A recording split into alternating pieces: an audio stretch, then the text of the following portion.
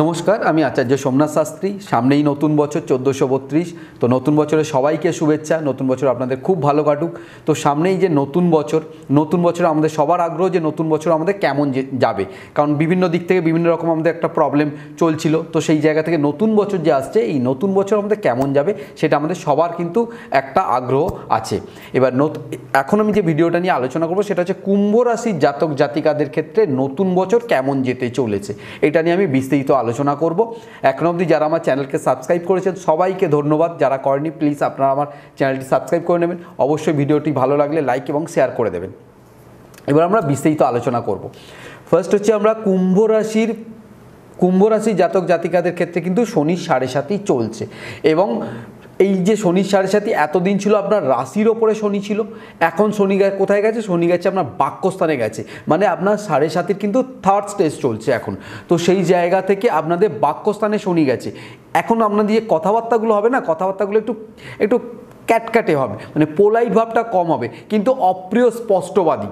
আপনারা যে কথা বলবেন সেটা ঠিকঠাক বলবেন, কিন্তু প্রেজেন্টেশনটা কিছুটা দুর্বল হবে, যার জন্য মানুষ কিন্তু আপনাদের ভুল ব্যাখ্যা করবে। তো এই জায়গাটা থেকে আপনারা একটু সচেতনভাবে চলবেন, কথাবার্তার মধ্যে একটু পোলাইট ভাবটা নিয়ে আসবেন, কারণ আপনাদের এখনও কিন্তু শনির 7.5 চলছে এবং থার্ড স্টেজ চলছে শনির 7.5। এরপরে আসি আপনাদের শনিদেব কোথায় দৃষ্টি রেখেছে। শনিদেব আপনার 4th হাউসে দৃষ্টি রেখেছে, আপনার রাশির 4th হাউসে শনিদেব দৃষ্টি রেখেছে। এই যে 4th হাউসে শনিদেব দৃষ্টি রেখেছে, 4th হাউস থেকে কি আসে? 4th হাউস থেকে আসে আপনার ভূ সম্পত্তি, 4th হাউস থেকে আসে মাতৃসুখ, 4th হাউস থেকে আসে আপনার পারিবারিক শান্তি, পারিবারিক দিক। সেই জায়গায় শনিদেব কিন্তু আপনার দৃষ্টি রেখেছে।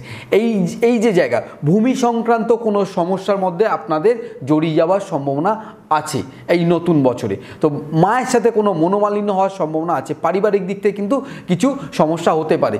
যদি আপনারা নতুন জমি কেনেন বা ফ্ল্যাট কেনেন, যা কিছু করুন না কেন, অবশ্যই আপনারা ঠিকঠাকভাবে গাইড নেবেন, গাইড নিয়ে তারপর আপনারা কিনতে যাবেন। এবং আপনাদের যে মেইন যে রাশিফল যেটা জন্মকালীন রাশিফল, অবশ্যই সেই রাশিফলকে দেখা দরকার। সেই রাশিফল যখনই দেখা হবে তখন আপনাদের এই যে 4th হাউসে শনিদেবের দৃষ্টি আছে, সেখানে যদি আপনার পজিটিভ থাকে আপনার জন্মকালীন রাশিচক্রে, তাহলে আপনাদের রেজাল্টটা অনেকাংশে কম হবে, মানে আপনার নেগেটিভিটিটা অনেকটা কমে যাবে।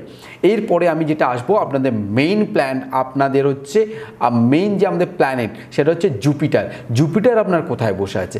জুপিটার বসে আছে আপনার রাশির 5th হাউসে। জুপিটার বসে আছে আপনার রাশির 5th হাউসে। 5th হাউসে কিন্তু জুপিটার স্বয়ং বসে আছে। বৃহস্পতিকে বলা হয় কি? বৃহস্পতিকে বলা হয় দেবগুরু, সে বসে আছে আপনার রাশির জায়গায়।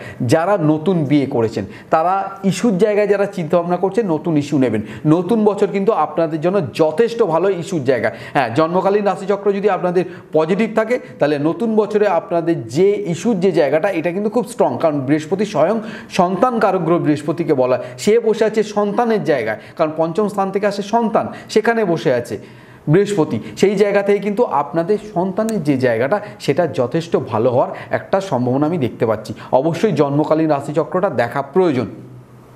বৃহস্পতি আপনাদের কোথায় দৃষ্টি দিচ্ছে? বৃহস্পতি দৃষ্টি দিচ্ছে আপনাদের ভাগ্যস্থানে, বৃহস্পতির একটা দৃষ্টি আছে। তার মানে কি ইন্ডিকেট করছে? আপনাদের ভাগ্যের কিন্তু পরিবর্তন। এতদিন যারা খুব কষ্টের মধ্যে আপনারা যারা ছিলেন, ফিনান্সিয়ালি যাদের যথেষ্ট ক্রাইসিসের মধ্যে আপনারা ছিলেন, তাদের ক্ষেত্রে কিন্তু বৃহস্পতি যেহেতু আপনার 5th হাউসে বসে আছে, আপনার ভাগ্যস্থানে বৃহস্পতি দৃষ্টি দিচ্ছে, সেই জায়গা থেকে আপনাদের কিন্তু ভাগ্যের কিছু পরিবর্তন আমি দেখতে পাচ্ছি। এবং সেই যে পরিবর্তন, সেটা কিন্তু শুভ পরিবর্তন হবে। এবং তার সাথে বৃহস্পতি আপনার একাদশে দৃষ্টি দিচ্ছে। একাদশ থেকে কি আসে? একাদশ থেকে আসে আয়, উন্নতি। একাদশ থেকে আসে বড় ভাই।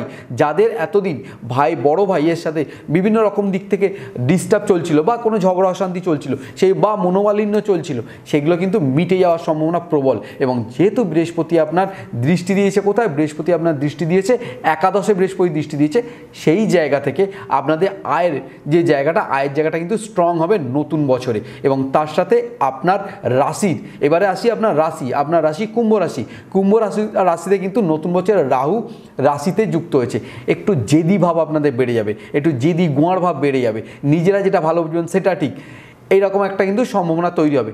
তার সত্ত্বে যেটা আমি বলতে চাইছি সেটা হচ্ছে বৃহস্পতিও কিন্তু আপনার রাশির ওপরে দৃষ্টি দিয়েছে, এটা আপনাদের পজিটিভ দিক। আপনারা যে চিন্তাভাবনা করবেন সেই চিন্তাভাবনা কিন্তু ভালো হবে, পজিটিভ চিন্তাভাবনা হবে এবং নতুনভাবে উদ্যোগ নিয়ে আপনারা জীবনে এগোতে পারবেন নতুন বছরে। এটা আপনাদের জন্য আমার হিসেব অনুযায়ী যথেষ্ট ভালো দিক। এরপরে আরেকটা আমরা যেটা আসবো সেটা হচ্ছে আপনার বিয়ের জায়গাটা নিয়ে কিন্তু একটু চিন্তার বিষয় আছে নতুন বছরে। বিয়ের জায়গা বসে আছে আপনাকে কেতু বসে আছে, তো সেই জায়গা থেকে যা কিছু দেখাশোনা করবেন নতুন বছরে অবশ্যই ভালোভাবে কিন্তু দেখাশোনা করবেন এবং জোটক বিচার অবশ্যই করবেন। পুরো জন্মকালীন রাশিচক্র দেখা প্রয়োজন, কারণ কেতু হচ্ছে কি গুপ্ত শত্রু কারক গ্রহ। আপনাদের দেখবেন বিয়ের ক্ষেত্রে অনেক যোগাযোগ আসবে, বিভিন্ন কারণবশত সেগুলো কেটে যাবে, এই ধরনের প্রবলেম আসবে। কারণ কেতু হচ্ছে ওই আপনার যে সমস্ত ব্যাক সাইড দিয়ে যারা ক্ষতি করে সেই ধরনের লোক, সেই ধরনের লোকেদের মানসিকতা হচ্ছে কেতু। তো সেই জায়গা থেকে বিয়ের জায়গায় আপনাদের নতুন বছর কিন্তু ডিস্টার্ব হবে।